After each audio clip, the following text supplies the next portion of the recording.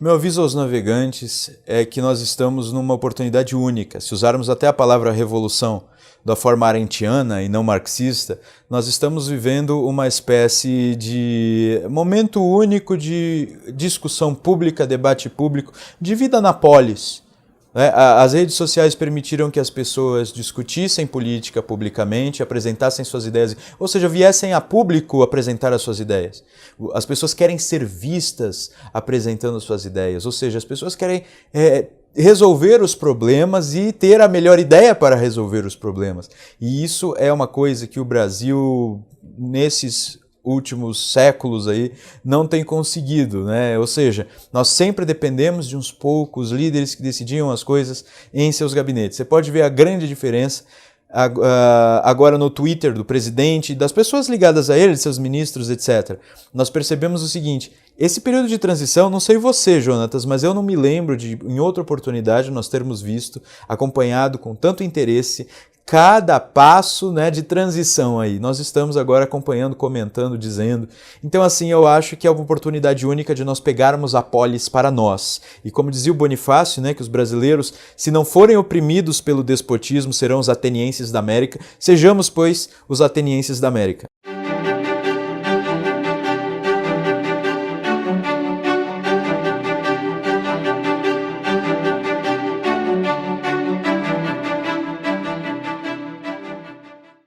O entrevistado de hoje é licenciado em Filosofia, bacharel em Direito, professor há mais de 8 anos, foi consultor técnico do filme Bonifácio, Fundador do Brasil, e também é aluno do Olavo há tanto tempo que até, você está entendendo, sai de uma maneira muito natural. Professor Rafael, seja muito bem-vindo ao programa. Muito obrigado. O professor Rafael Nogueira provavelmente é muito conhecido por causa do Brasil Paralelo, ele foi coordenador da série A Última Cruzada, e o que algumas pessoas podem não saber sobre ele, no entanto, é que parte importante da formação dele, na verdade o TCC, o trabalho de conclusão dele em filosofia, foi sobre a teoria de desenvolvimento moral de Kohlberg. E é sobre isso que eu quero falar com ele. Mas antes, professor, eu vou pedir para você explicar um pouquinho para a gente, rapidinho, de maneira resumida, o que é a teoria do desenvolvimento moral. Bom, a teoria do desenvolvimento moral de Kohlberg, ela deriva do construtivismo. O mesmo construtivismo que eu tenho combatido tanto na área da educação, na área da psicologia, chamada psicologia desenvolvimentista, ou psicologia do desenvolvimento, deu alguns frutos, sobretudo nesse ponto da moral. No fundo, então, Kohlberg ele deriva as suas ideias de algo que foi começado pelo Jean Piaget. A mesma coisa, por exemplo, do Ruven Feuerstein também, porque ele também segue um pouco a linha do Piaget e criou uma linha desenvolvimentista muito superior ao que fazem aí os piagetianos, né? Então, como é que funciona isso para a moral?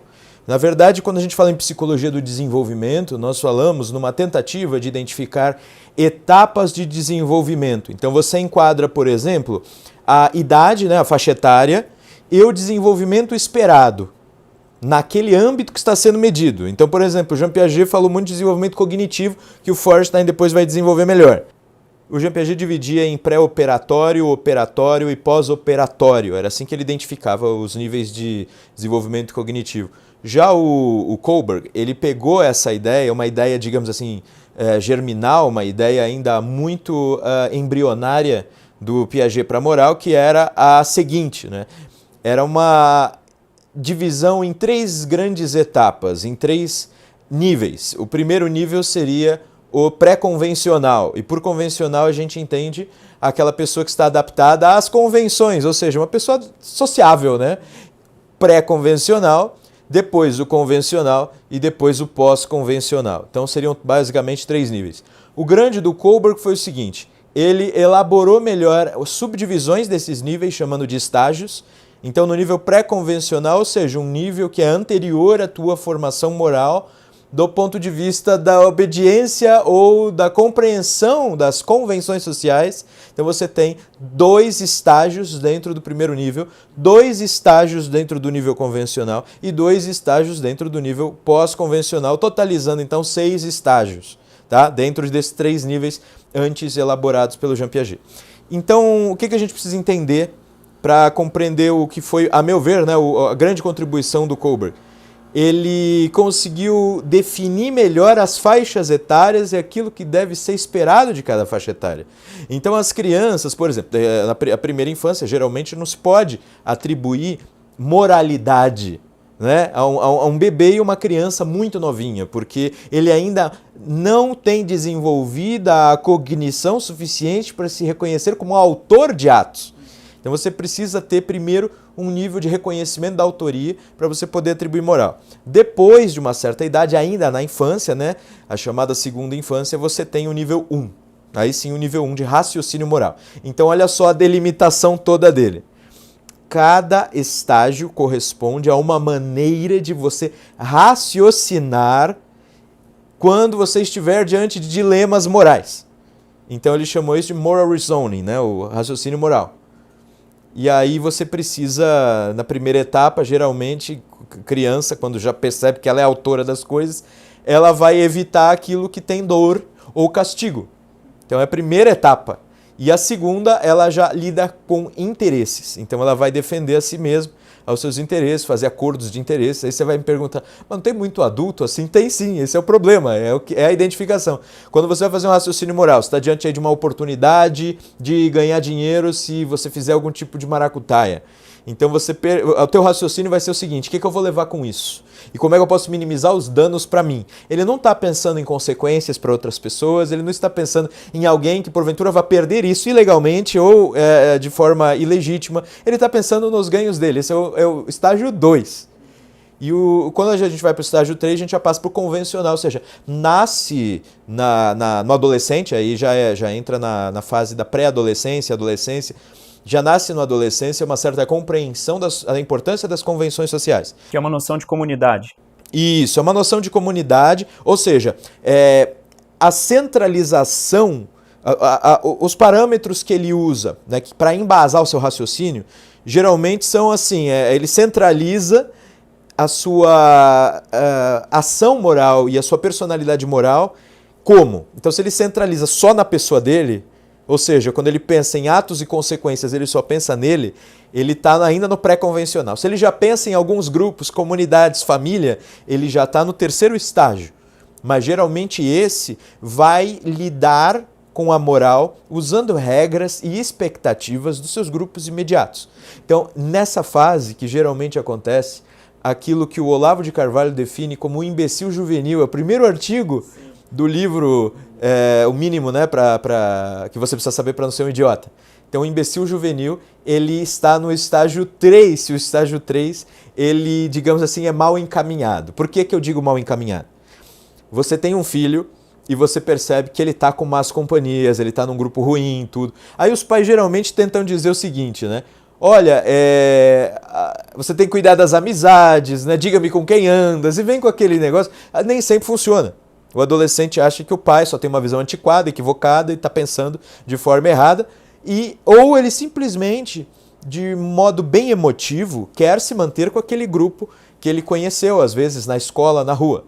A manutenção desse grupo muitas vezes exige a briga com aqueles que mais o amam, que são os pais, avós, etc. O que está acontecendo nessa confusão de estágio 3? É que ele quer agradar mais aquelas pessoas que lhe trazem as melhores retribuições para o grupo que ele valoriza mais.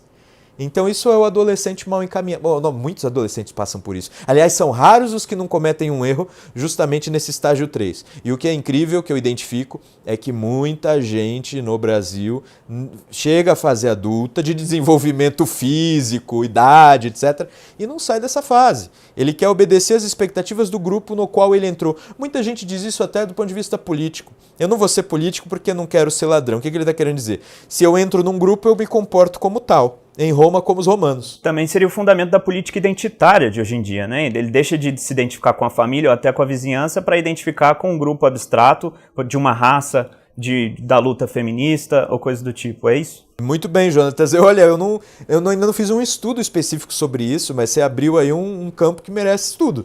A relação do estágio 3 do Kohlberg com esses grupos identitários. Me parece que você tem razão. Aliás, tem uma outra relação também que eu faria, que já é a teoria de desenvolvimento da personalidade do Olavo de Carvalho. O estágio 3 de reflexão, raciocínio moral, esse grupal, ele corresponde à camada 4 do desenvolvimento de personalidade do Olavo de Carvalho. E a camada 4 é justamente aquela aquele momento do desabrochar da sua personalidade em que você age, pensa e toma decisões com base nas expectativas das pessoas que lhe retribuem afeto. Ou seja, uma pessoa carente. Então, porque ela precisa da retribuição do afeto das pessoas, ela precisa ser gostada, amada, ela precisa que as pessoas gostem dela, então ela vai cometer esses erros. E isso tudo, ó, você vê, é uma linha, ó, isso é bem interessante para você compreender o que é psicologia do desenvolvimento. Uma linha de desenvolvimento tem as suas etapas específicas porque analisa um fenômeno. No caso do Olavo de Carvalho, que eu usei agora, é o da personalidade. No caso do Feuerstein e do Jean Piaget, são os cognitivos. É o desenvolvimento da inteligência. Claro que eu não endosso 100% da visão do Jean Piaget, sobretudo porque a definição dele de inteligência eu acho um tanto limitada, mas ele tem algumas contribuições realmente derivadas da observação. E o Kohlberg, ele analisou a moral. Sucedendo o estágio 3, nós temos o 4. E o 4 já é mais lei e ordem, tá entendendo? Se, por exemplo, você vê alguns adolescentes precoces, do ponto de vista do raciocínio moral, eles estão na escola e eles pensam assim, eu não vou ficar perdendo tempo com essa molecada, que às vezes é a molecada que convidar ele para festa não sei o quê, chamar ele para o time não sei do qual, é o grupo que possibilita que ele chegue mais próximo da mocinha que ele quer namorar, e às vezes ele pensa assim, eu tô aqui na escola para estudar, o meu objetivo é outro, e ele não se submete, entendeu? Essa carência afetiva e ao mesmo tempo há essa reflexão moral de, eu vou fazer isso para agradar o grupo, vou fazer aquilo para agradar o grupo. Então, se ele não faz isso, ele já está num nível assim. Lei e ordem, o que significa? Você pensa nas regras do jogo. O que eu estou fazendo aqui? Qual é a regra da escola? Por que eu estou na escola? E os bons policiais, por exemplo, são assim. Lei e ordem. Entendeu? Os bons delegados, os bons militares. É uma coisa meio que tem regra, obedece, disciplina. Alguns bons professores, muitas vezes, são disciplinadores. Quando a gente chega, você vê que esse 3 e 4, esses estágios 3 e 4, correspondem a um segundo nível que é o convencional, o nível das convenções sociais. A diferença é que aquele que obedece, tenta atender às expectativas de um grupo, ele lembra da centralização em si mesmo? Ele expandiu para um grupo. Só que o outro, da lei e da ordem, expandiu para a sociedade inteira praticamente. Deu para entender? Porque ele quer obedecer às regras estabelecidas pela sociedade dele. Regras um pouco mais universais. Então ele está, sim, numa, digamos assim, uma descentralização mais. Isso é, no fundo, a perda do egoísmo, entendeu? E você começa a pensar mais em outras pessoas, em grupos. O terceiro, às vezes, é muito tribal, né? E o quarto já é mais militar mesmo, mais lei e ordem. Nesse caso também, Rafael, no nível 4, a pessoa poderia se dizer que ela perdeu um pouco da importância da identidade, como você está dizendo, que a pessoa passou a pensar na sociedade e da lei e ordem. Às vezes a pessoa até ela pode se prejudicar, mas ela entende que é necessário que aquilo seja estabelecido pelo geral. E isso não é o nível 4 ou é porque simplesmente a regra que está dita, independente da moralidade da regra? É uma boa pergunta. Na verdade, no nível 4 também tem os seus riscos. E um dos riscos é o de você obedecer à lei cegamente mesmo, em detrimento de si mesmo, muitas vezes. E às vezes em detrimento de outras pessoas também. Então, se por um lado parece que obedecendo às regras mais generalizadas da sociedade, você está se tornando alguém que se identifica com um grupo maior do que o do estágio 3, por outro lado, se você tem um governo nazista, comunista, soviético, etc., você vai obedecer às regras do Estado a despeito da tua dignidade e dos outros. Então esse é um perigo também. O ideal seria que todos ascendessem, digamos, aos estágios pós-convencionais. Porque parece que a moral sadia, ela está além de você mesmo, das preocupações egoístas, e além de preocupações, ao mesmo tempo, tribais e formalistas. Porque o lei e ordem pode te dar uma certa noção, dependendo aí do modo com que você raciocina para obedecer essas leis, pode te dar uma noção de obediência cega. Foi um problema grave que você via na Alemanha nazista, as pessoas dizendo, tem o grande caso do Eichmann, estudado pela Hannah Arendt, que ela chega a dizer que ele era mau não por ser um demônio ou uma pessoa extremamente cruel, mas justamente por ser um idiota que obedecia às leis sem perceber o que elas estavam causando de verdade. O nível 5, por sua vez, ele já traz uma compreensão finalística das leis. O que eu quero dizer com isso? Ele traz a compreensão assim, as leis só existem para materializar convenções, materializar as visões que a sociedade tem e as ideias que os ideais da sociedade. Então ele vai pensar o seguinte, ó, se uma lei específica está contra ideais da sociedade, os fins para o qual a sociedade existe, para os quais a sociedade existe, ou que o 5 ainda tem o seu perigo também, que é um pouco relativista, né? Se a nossa cultura decidiu que as coisas são mais ou menos assim, deixa lá, é o acordo deles, é o acordo do outro. Geralmente quem está no estágio 5 é aquele, por exemplo, aquela pessoa que se acha muito superior porque ela entende, digamos assim, modos da outra pessoa se comportar dentro de casa, da outra pessoa se comportar na maneira dela exercer a sexualidade dela, a outra pessoa de se vestir. Então ela pensa cada um, entendeu? Ela tem um negócio assim, vamos diminuir as leis e deixar as pessoas serem o que elas querem, porque o que importa mesmo é que na sociedade as pessoas possam se realizar. É uma compreensão que ela é um pouco melhor do que a lei e ordem, naquele peso da lei, né? Porque às vezes fica irrefletido, deu para entender? Sim, sim. Mas ao mesmo tempo também traz os seus perigos, e o perigo mais claro é o do relativismo. Daí vem o sexto estágio e último, raríssimas pessoas chegariam nele, que seria o estágio de quem raciocina segundo alguns princípios éticos universais, que, é tão difícil você chegar nesses princípios. Pessoas que estudam direito internacional a vida toda não chegam a esses princípios. Filósofos, às vezes, duvidam que eles existam, mas o Kohlberg acreditava que eles existiam, e eu também creio que eles existam. Me baseio muito também num filósofo brasileiro, o Mário Ferreira dos Santos, e alguns filósofos cristãos, né? O próprio Santo Tomás de Aquino, Santo Agostinho. Algumas virtudes são universalmente reconhecidas, alguns valores são universalmente reconhecidos, então isso vale para qualquer cultura e para qualquer povo. E às vezes acima da lei e acima da liberdade absoluta e do relativismo, existem alguns princípios que em todos os casos devem ser respeitados. Eu acho que a nossa sociedade contemporânea, na verdade o Ocidente contemporâneo, não está compreendendo direito isso. Eu acho que nós não temos generalizado, né, porque tem uma diferença entre em que estágio está a maioria da população e em que estágio estão os que detêm o poder, os líderes dessas populações. Geralmente é diferente. Agora a gente está vivendo no Brasil, por exemplo, uma coisa que eu identifico assim. A sociedade, ela estava cansada de ser governada por alguém que fingia ter compreensões de estágio 5 e no fundo agia como quem tem compreensões, raciocínio de estágio 2, tá entendendo? Ou 3. Então, assim, partido, né, no caso. Isso, partido, identidade, tudo pro meu grupo. Porque quando você pega, vou roubar, mas não é pra mim, é pro meu grupo, meu amigo, você tá se sentindo muito superior, mas é estágio 3, na verdade. Aí tem grupinhos minoritários de intelectuais que sofisticam um pouquinho mais isso e que começam, mas isso aí não pega. Então, assim, o povo, ele exigiu, que o povo é um tanto conservador, até no sentido do Kohlberg. O povo, digamos assim, de nível 4, que é lei e ordem, tá entendendo? Voltou a exigir isso. O povo se enjoou de lei e ordem no regime militar e aí aceitou as propagandas de liberdade, até um pouco por causa do porno chanchada, aquela divulgação de liberdade também nas relações sexuais, etc. O povo quis isso por um tempo e depois, ou então foi conduzido quieto para esse lado. E de repente agora caiu a ficha de que é melhor lei e ordem, tá entendendo? Então eu creio que o Bolsonaro seja uma representação do estágio 4.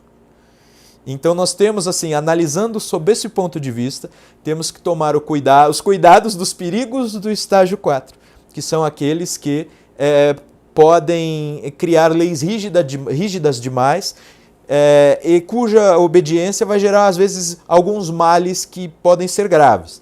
Então, só que eu não estou vendo isso ainda, ele nem se assumiu, então vamos aguardar aí o que vai acontecer. Por enquanto eu só estou vendo algo como muito bom, sabe por quê? Se você observar bem, do ponto de vista da moral mesmo, quando você tem um grupo estágio 3 ou estágio 2 no poder e o povo é 4, cara, tem uma coisa incrível. Quem lidera é pior do que a generalidade. Aí você viu como a minha maneira de explicar já está muito diferente, por exemplo, da do Leandro Carnal, que identifica proporcionalmente o furar fila com o roubar milhões, né, sendo político. Eu já estou mostrando o seguinte, na hora do vamos ver, Embora o brasileiro fale muito de malandragem, fure fila aqui e ali, né? Lá em Santos a gente, quando vai para o Guarujá, tem a balsa, o que tem gente que fura fila de balsa, tudo.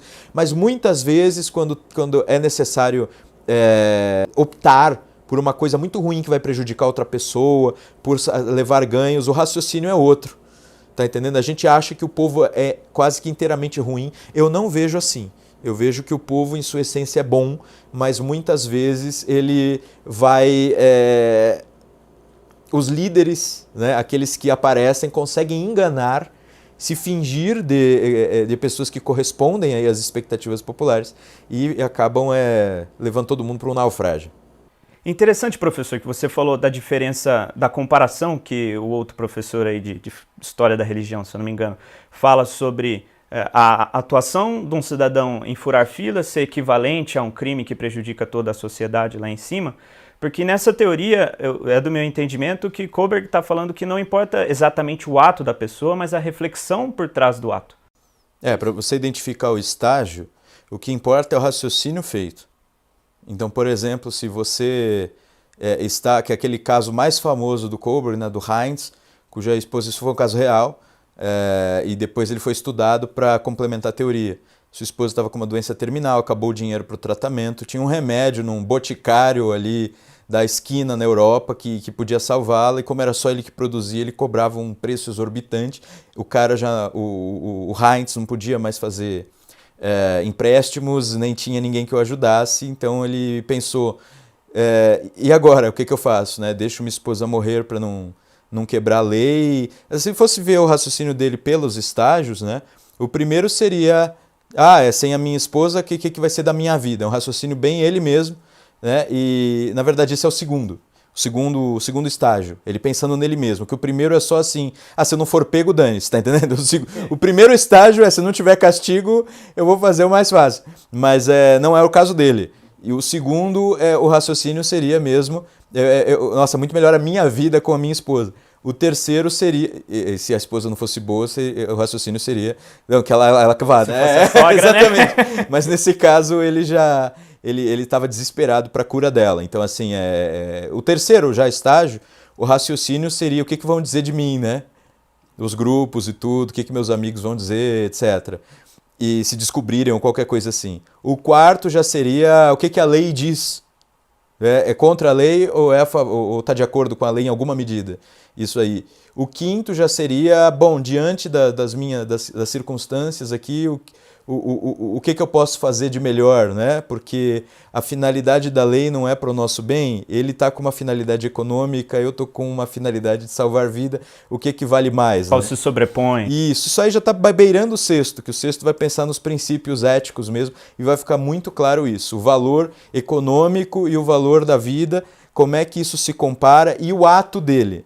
Será que não vale a pena, às vezes, você inclusive sacrificar a vida para não romper determinados hábitos e acordos sociais, ou vale a pena?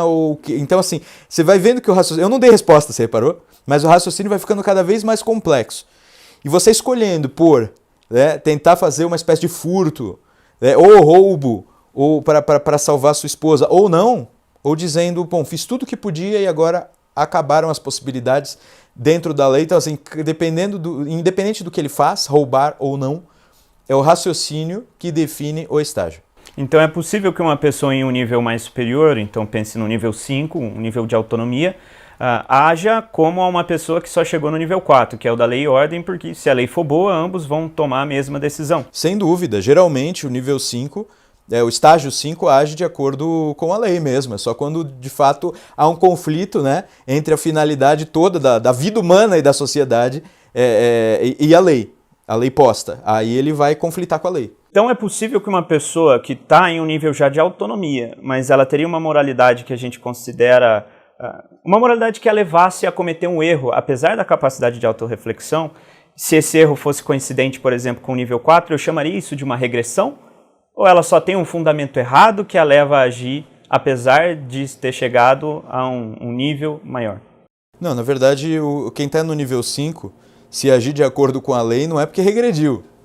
Entendeu? Existe uma coisa no avanço dos estágios, né, que é bem interessante. Você avança os estágios e é como se você tivesse superado os anteriores, mas a parte boa dos anteriores se mantém. Você continua tendo a compreensão do que é bom para você, entendeu? Você continua tendo a compreensão do que é bom para os seus grupos imediatos. A diferença é que o raciocínio que exerce o poder decisório na tua vida é um raciocínio de nível mais alto. E muitas vezes esse raciocínio vai coadunar com escolhas de grupo, porque no raciocínio do nível 5 às vezes pode ser, olha, esse grupo está com a razão independente dos tantos outros que vão perder, então dessa vez eu vou ficar com esse. Então existem possibilidades de afinar, né? Parecer que ele está raciocinando de acordo com os níveis anteriores, se a gente só pegasse chamadinhas, está de acordo com a lei ao 4, não. É como ele pensou mesmo, como ele desenvolveu verbalmente. Tanto quando a gente vai fazer esse exercício, eu, por exemplo, pedia para os alunos desenvolverem por escrito. Eu lhes apresentava dilemas e pedia para eles desenvolverem por escrito por que eles decidiram o que eles decidiram. Para que registrasse toda Tinha a que linha estar de registrado o raciocínio, exatamente. Você tem que explicar. Porque mesmo aqueles que dizem, né? Porque adolescente geralmente é preguiçoso. Por que isso? Não quero saber. Explica, escreve, que você, mesmo que seja algo grosseiro, escreve para eu poder entender. E aí eu tentava identificar as justificativas. Porque tem duas regras muito importantes que eu vou aproveitar para explicar, já que você falou desse negócio dos estágios. A primeira regra é que não dá para pular estágio. E o que eu estou falando do Kohlberg, ele não criou um jogo como War ou qualquer coisa assim. Foi muita observação, inclusive ele fez observação em presídios. Tá? Então, pelas observações, ele notou que, por exemplo, alguém que raciocina segundo 2, é aquele mais de interesses pessoais e egoístas, você não vai passar por lei e ordem. Você primeiro, porque é uma coisa até que é lógico, né? Primeiro você precisa expandir a tua área de identidade, né? A tua identidade já se expandiu para outras pessoas, para outro grupo. Para depois você compreender a importância de obedecer à lei. Para só depois você compreender que a lei mesmo a lei pode ter alguns limites morais, alguns problemas morais. E você não vai sair do 2 para o 5. Então sempre tem que seguir. E ao mesmo tempo a regressão, ou seja, o recuo de estágio é raríssimo. Se você avançou para um nível de raciocínio moral, isso quer dizer que o teu panorama mental, você sabe visão de mundo mesmo? A tua visão de mundo, tua cosmovisão, ela se ampliou de tal forma que é muito difícil regredir. Mas muito difícil não significa impossível. Quais são os casos observados de retrocesso? Um caso muito clássico é o de um preso que foi parar na cadeia por atos cometidos com base em raciocínio de nível 2. Então é sempre assim, fraudou contrato e alterou isso, sempre para ganhar mais, para comprar os apartamentos dele, as casas dele, sempre fazendo aquele escambalacho, né, como a gente chama. Aí ele vai comprando, vai propriedade aqui, imóvel ali, tudo nível 2. Para mim, dane-se o resto, todo mundo faz e dane-se o resto, não quero saber. E vai fazendo. Chega uma hora ele é preso. Na prisão, ele recebe, isso é quase milagre no Brasil, né? Mas ele recebe um bom tratamento, tá entendendo? Digamos assim, primeiro, ele percebe que é muito ruim, que aí é a pegada do Bolsonaro, né? Não é colônia de férias. Então ele nota, isso aqui eu não quero mais. Então até o nível 1, porque quando você avança, você ainda carrega um pouco dos anteriores, tá entendendo? Então a parte nível 1 dele já, meu Deus, isso aqui é horrível. E também do nível 2, do estágio 2, assim, não é meu interesse voltar para esse lugar, tá? Mas de qualquer forma, além disso, suponhamos que ele que fosse um cara religioso, mas mais ou menos, sabe? Não praticante. Não praticante, que não li. Chega lá, ele de fato começa a pensar em religião, porque ele parou para pensar na vida, tudo. Isso acontece, parece que as únicas pessoas, assim, eu não estudei isso a fundo, mas os poucos grupos que melhoram nos presídios são aqueles ligados com religiões. Então, ou grupos evangélicos ou grupos católicos, até em menor medida. Evangélicos, espíritas e católicos aparecem lá. Se tem outros, eu não sei, eu conheço só esses 3. Aparecem lá, ele se envolve e aí ele percebe assim, e tem coisas mais interessantes, essas pessoas eu gosto, elas gostam de mim, cuidaram de mim. Você está percebendo um avanço para o nível 3, para o estágio 3 de reflexão? Porque ele vai até se adaptar aos costumes daquele grupo. Então ele vai, esse pessoal gosta de mim, me tratou bem, tudo, ele vai rezar. Claro, sempre tem a justificativa de Deus. Todo mundo pensa que raciocina para obedecer Deus. Isso aí não é verdade, é bonito falar. Mas você tem que perceber o seguinte, Jonatas, o raciocínio não é fazer uma vez ou 2 vezes. Por isso que nos alunos eu tenho que fazer vários exercícios. Você faz o raciocínio que te parece ideal. Agora, diante do dilema extremo, muitas vezes você raciocina de uma forma mais rasa. E é assim que a gente identifica. É aquilo que está, digamos assim, harmonizado com você. Seu instinto, digamos. Isso, você conseguiu adaptar... Porque o Aristóteles falava em hábito. Se você se habitua a sempre refletir de um modo superior, e isso a literatura ajuda, né? Você vendo os personagens, tudo e tal, e tentando sempre se elevar a um nível superior de raciocínio, você se habituou a isso, aí essa habitualidade te caracteriza mesmo com o nível tal. Mas enfim, ele se caracteriza pelo nível 3 pela convivência religiosa. Daí ele é liberto depois de um tempo.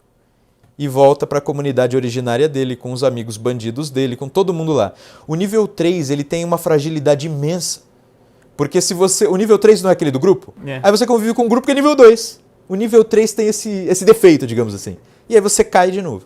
É um dos retrocessos mais comuns que existem. O perigo do nível 3. O legal é assim, alguém que está no nível 3 fazer de tudo para ela chegar no 4. Porque do 4 é difícil descer.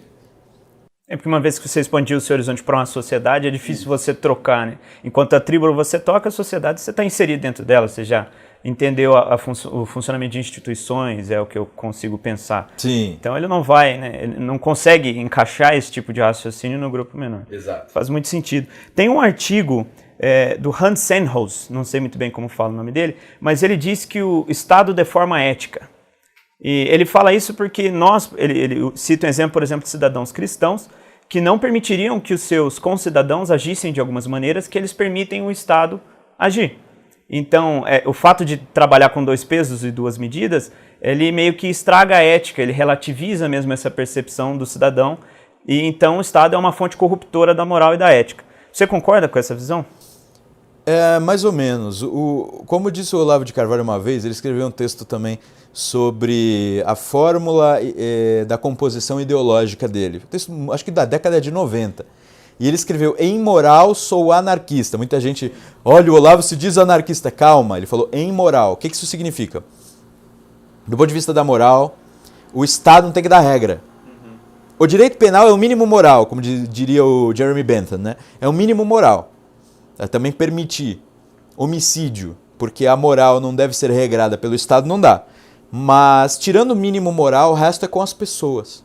Senão daqui a pouco você está criminalizando inveja, adultério, porque já existia criminalização do adultério. Claro. Então, assim, isso não quer dizer que eu seja a favor de adultério. As pessoas às vezes entendem errado, né? Eu estou dizendo que o Estado não tem que se envolver nisso.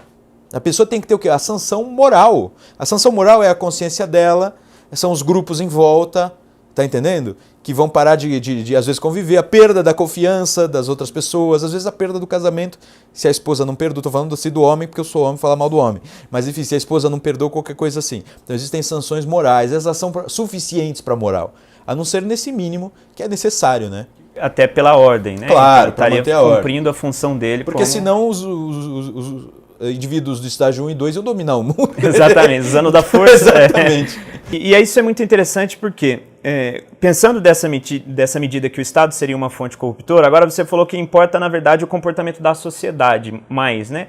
Que inclusive reflete esses níveis, que são os vizinhos, os homens que vão atuar em cima da pessoa e ela tem que ter essa capacidade de refletir em cima dessa atuação para desenvolver esse nível. Então, aquela teoria das janelas quebradas que foi desenvolvida pelos criminólogos lá nos Estados Unidos, que diz que a aparência de falta de ordem, ela provoca mais desordem, ela na verdade só funciona assim para pessoas em estágios menores, esses estágios que não pensam em nível 4. Sim. Independente do ambiente que ela está, ela pensa na ordem. Você comentou mais cedo que o Bolsonaro representaria esse estado da ordem, que a população brasileira se cansou de um nível mais liberal e pediu um restabelecimento de ordem. Então as pessoas que estão nesse nível, elas isso podem era liberal, não era liberal de estágio 5, né? Era um liberal mais... Sim. Mais egoísta, né? Dos níveis inferiores. Então a pessoa... a teoria das janelas quebradas não se aplicaria a pessoas em estágios desenvolvidos porque ela não depende do externo para agir moralmente. Isso. Tem toda a razão. Por exemplo, o Heisenberg, quando estava tudo destruído por causa da Primeira Guerra, se não me engano, ele se escondia nos fundos de uma igreja que tinha restado ali para ler Platão. São pessoas cuja destruição em torno não sofrerão essa alteração moral, né? Porque o caos altera sim, amor. Então você tem um caos físico, às vezes arquitetônico, porque nós temos um caos arquitetônico. A estética, ela realmente atrapalha o raciocínio moral. Porque parece assim que é cada um por si, né? Deu pra entender? Protege o seu, porque ninguém está cuidando da comunidade, do todo. São mensagens subliminares que atrapalham a moral. Só que quem já avançou para estágios maiores, independente disso, o próprio professor Olavo foi muito pobre por muito tempo, em algum momento ele tinha que sustentar 5 filhos e estava trabalhando de freelancer, nem sempre tinha dinheiro, enfim. E ele manteve ali os estudos e sem pensar em roubar ou fazer qualquer treta para escapar das exigências aí econômicas da vida dele. Então tem muitos exemplos de pessoas, você pode ver em comunidades pobres, a maioria quer ser ordeira e criar bem os filhos. Então as pessoas que às vezes têm problemas econômicos, têm grandes carências, muitas vezes são muito boas, né? Então essa teoria de que o pobre a pobreza justifica o roubo, ela tem parte de razão e parte de erro. Porque de fato vai ter razão para quem está nos estágios inferiores. Porque a inveja vai se alastrar por essas pessoas. Imagina níveis 1 e 2, o pré-convencional. Eles têm ou não por quê? O raciocínio é besta. É muito pobre, Exato. Mas age como um incentivo para pessoas que veem dessa maneira. Elas Exato. caem nessa narrativa. Né? E o estágio 3, tá com o grupinho de bandidinho, ouvindo músicas que incentivam a bandidagem, vendo novelas que incentivam a bandidagem. E eu acho o Brasil muito imaturo. Então tem muita gente no estágio 3. Aí você se adapta a essas ideias. Muita gente, eu digo, qualquer classe social.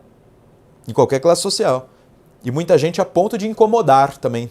Eu não creio que seja a maioria, mesmo nós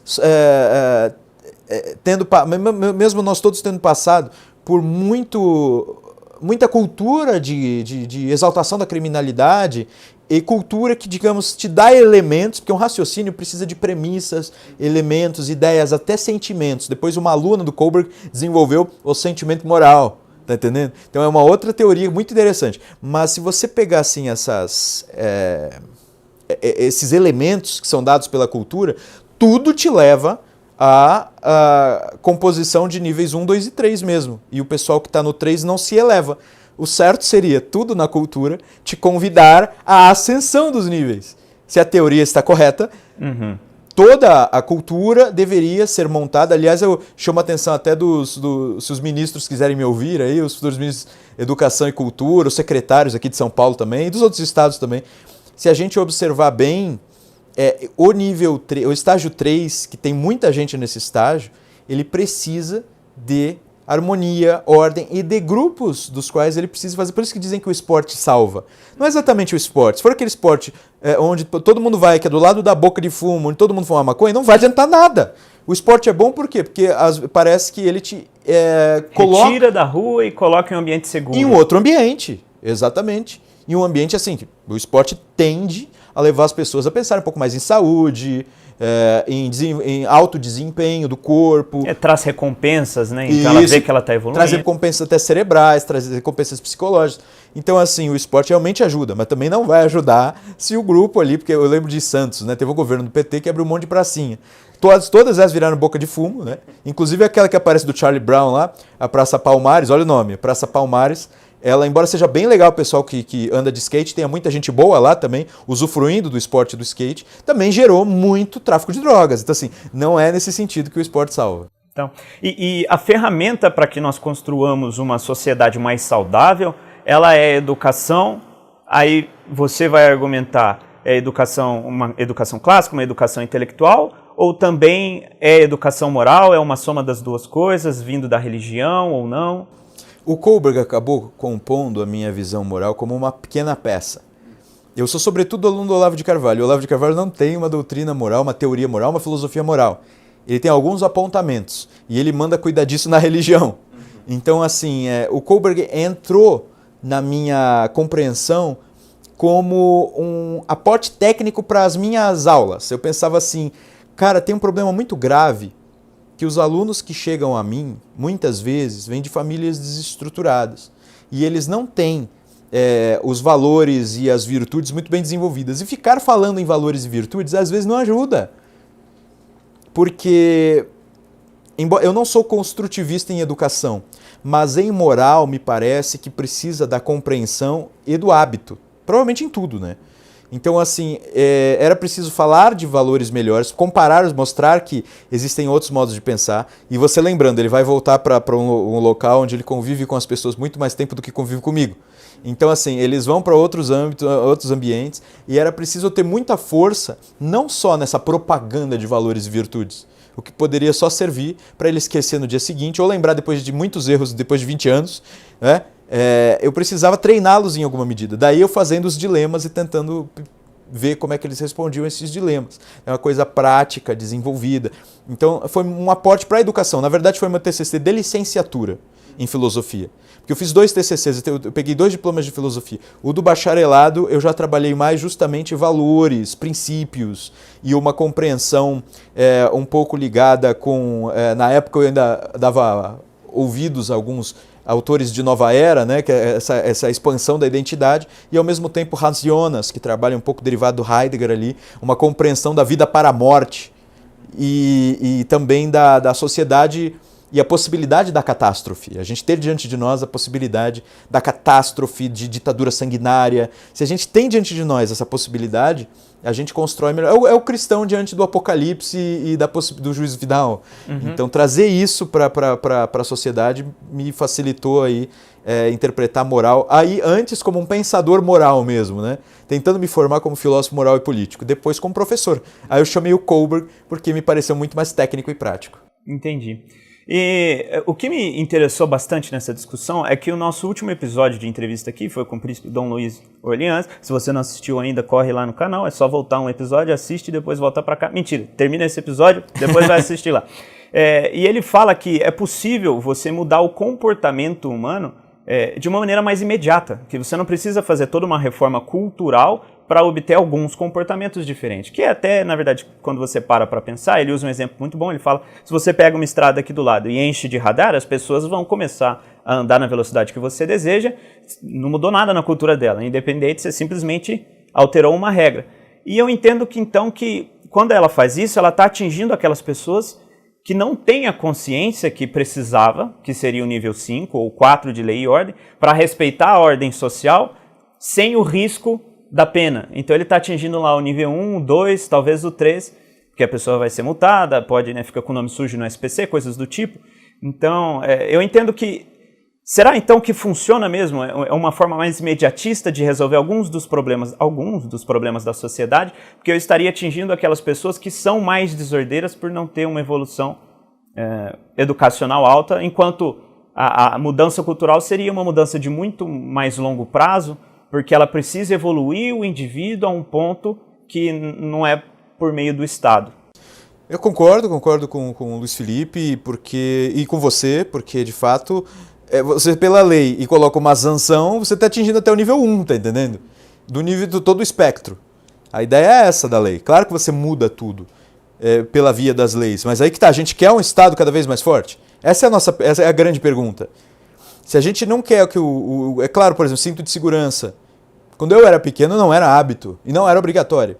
E ele se tornou tanto obrigatório quanto habitual. Tá? Mesmo que a compreensão tenha vindo depois. Primeiro foi obrigatório. E muita gente tomou multa, percebeu que o negócio era sério. E daí, então, as pessoas passaram a usar. É claro que as leis... Bom, as instituições... E as leis, o sistema jurídico é uma das instituições. As instituições são base formativa, são educativos, pelo menos em tese. Daí que tá, o nível 5 já vai pensar, quando não é educativo, então a gente tem que combater. Corrompe. O meio, olha, se você pensa comigo, Jonatas, o meio mais adequado de você agir contra a lei não é você desobedecendo a lei. Isso aí é só num dilema extremo. Você está num ponto extremo e você precisa tomar uma decisão. O geral, assim, essa lei está equivocada. Por exemplo, a lei do desarmamento, eu não concordo com ela. É por isso que você andando com a arma por aí. Uhum. Mesmo porque tem punição para isso. Claro. Tá entendendo?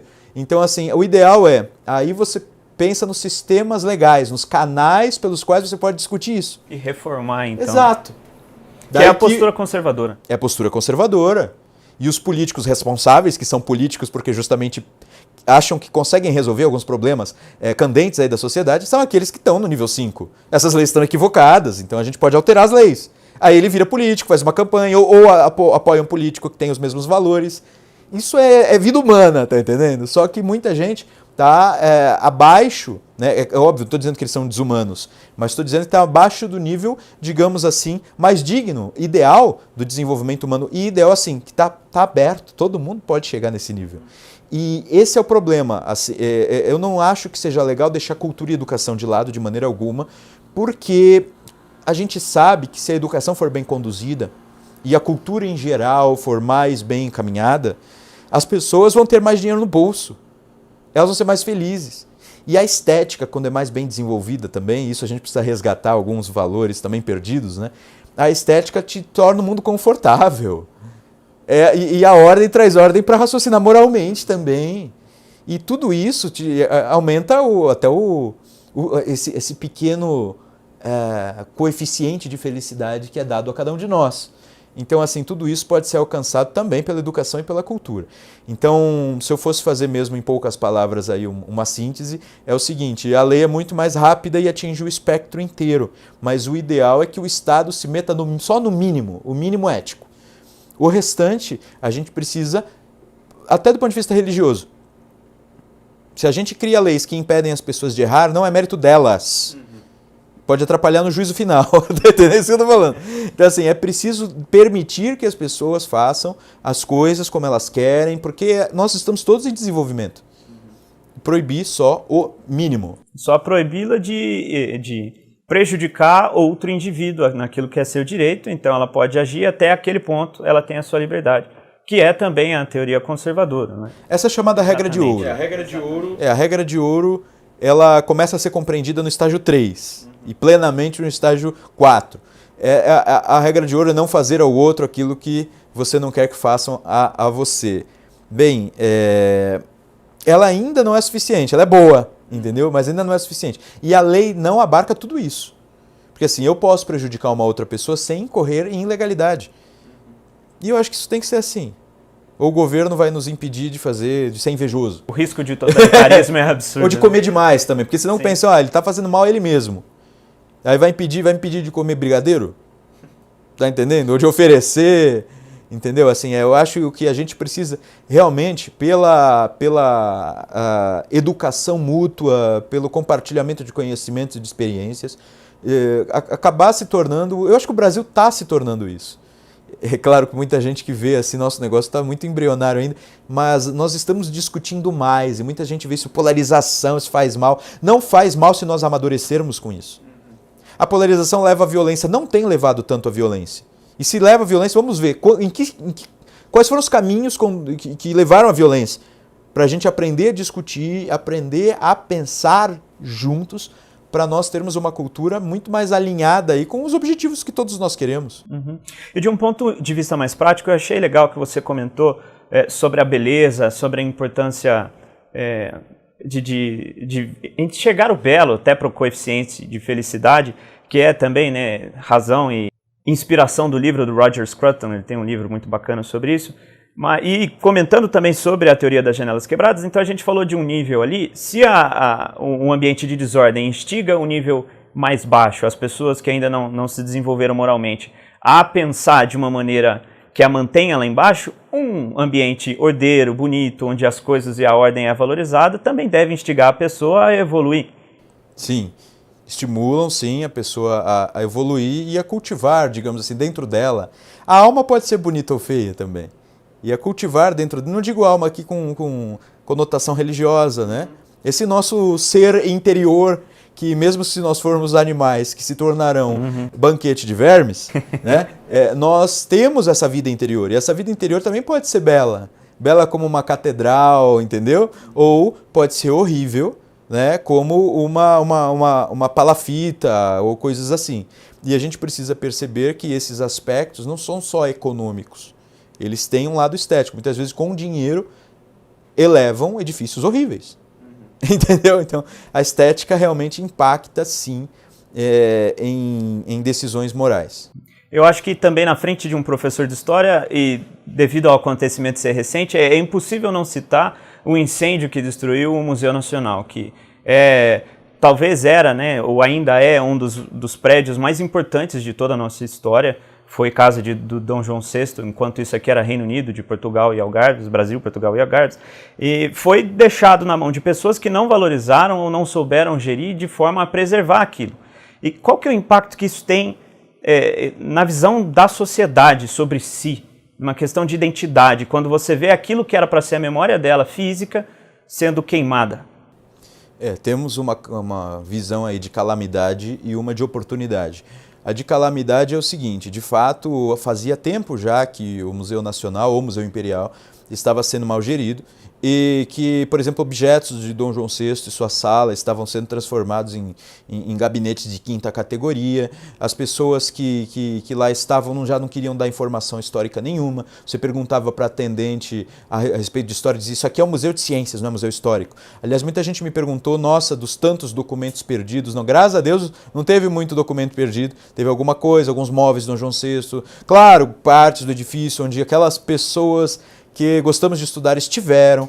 De qualquer forma, a maior parte do... Eu não vou dizer onde está a maior parte dos documentos, porque vai que resolvem incendiar aquilo também. Não estou dizendo necessariamente que incendiaram, mas que permitiram que chegasse num nível tal de desordem, negligência, vulnerabilidade ali, que o negócio incendiou. Estava um tanto óbvio, já havia denúncias, o Ministério Público já estava pedindo, dias depois eles teriam que apresentar a documentação para os bombeiros.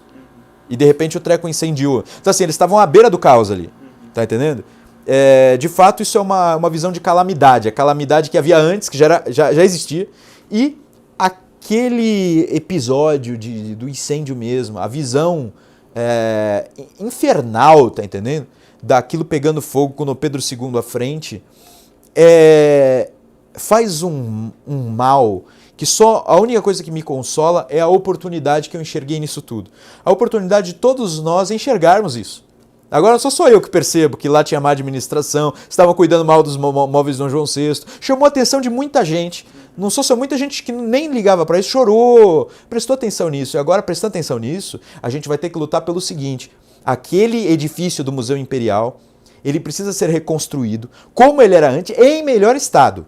Porque se a Europa se reconstruiu depois da Segunda Guerra de uma forma esplêndida, o Brasil tem que ser capaz disso. Isso é uma questão de honra. Não tem que construir lá um edifício modernista para estragar tudo. E as ambientações ao lado, nós temos que estudar quais eram os usos mais antigos que eram dados, antigos assim, entre aspas, quais eram os usos que eram dados desde o século XVIII, XIX, para a gente tentar reconstruir aquilo. Porque você imagina, refazer aquele ambiente como ele era, e até criar uma espécie de repente, um teatro vivo. Tá entendendo? É um processo de aprendizagem. O Rio de Janeiro é uma das cidades mais lindas do mundo, se não for a mais bonita do mundo. E eu nem gosto tanto da cultura de lá. Não gosto de ir para lá. Mas o Rio de Janeiro é uma das cidades mais bonitas do mundo. O que poderia se aproveitar de turismo com o nosso... Sobretudo com a monarquia ganhando tanto prestígio ultimamente. Então, assim, o que se poderia aproveitar de turismo ali e até de imponência para o exterior, olha que a gente preserva, olha qual é a nossa história e de compreensão histórica. Enfim, a última vez que eu fui ao Rio de Janeiro, eu fiquei com a impressão de que a maior parte da história estava presa nas pedras. Quando eu vi aquilo se incendiando, eu falei, meu Deus, não devia ter falado isso, porque até as pedras estão sendo destruídas. Então, assim, é preciso, essa oportunidade a gente tem que aproveitar. Até agradeço e parabenizo você de não esquecer, porque o perigo era o desaproveitar da oportunidade. A oportunidade é desaproveitada na medida em que uma amnésia súbita aparece e a gente esquece que o Museu Imperial foi incendiado. A bem, na verdade, uma alma humana é mais importante do que um prédio. E eu estava abatido e muito chateado com o que aconteceu. Agora, 3 dias depois, ou no dia seguinte, sei lá, foi o dia do atentado contra o atual, né, o presidente eleito Jair Bolsonaro. Foi logo em seguida. Então aí eu acabei até deixando um pouco de lado aquilo e pensando no absurdo que estava acontecendo na nossa democracia, de um indivíduo ali ligado ao PSOL atentar contra o presidenciável mais forte. Enfim, só lembrei porque eu sinto assim, naquele período eu vivi tudo isso, todas essas emoções, esse turbilhão de emoções, e eu quis lembrar a todos isso, né? A gente tem calamidades gravíssimas. Calamidade da amnésia histórica e a calamidade aí também da violência contra quem eles dizem falsamente que é violento. Isso é muito interessante. É muito interessante porque agiu como um espelho dessa desordem que a gente está comentando, mas trouxe, eu acho que ao imaginário do brasileiro essa oportunidade que você está falando. Porque primeiro o Bolsonaro venceu, então independente de toda a campanha da mídia e do estamento burocrático, a população conseguiu colocar ali o seu representante. E segundo, porque algumas pessoas de fato relataram sentir como se tivessem de luto, sem saber porque eu nunca visitei, mas eu perdi a oportunidade de agora visitar. Então eu sei dar valor, né? O pessoal usa muito desse clichê. E eu acho que disso pode vir uma mensagem de esperança, de que já renasceu um movimento no Brasil que se importa com o ser brasileiro, que se importa com a salvação dessas almas, tanto num sentido metafísico quanto nessa questão de intelectualidade. E se nós conseguirmos expandir esse trabalho e atingir cada vez mais pessoas, há uma esperança para esse país chegar e atingir aquilo que ele foi planejado para ser. Professor Rafael, é um prazer recebê-lo aqui no programa, nosso tempo está apertado, eu vou te chamar mais uma vez porque tem muito assunto para tratar contigo ainda, mas eu vou fazer mais uma pergunta aqui para o professor que vai ser exclusiva para os inscritos no nosso canal, então fiquem ligados. E se você não é inscrito, se inscreva no canal, vai ter um vídeo institucional explicando qual é o processo e então vocês vão poder acessar essa pergunta aqui. Professor, foi um prazer recebê-lo. Prazer é meu, valeu.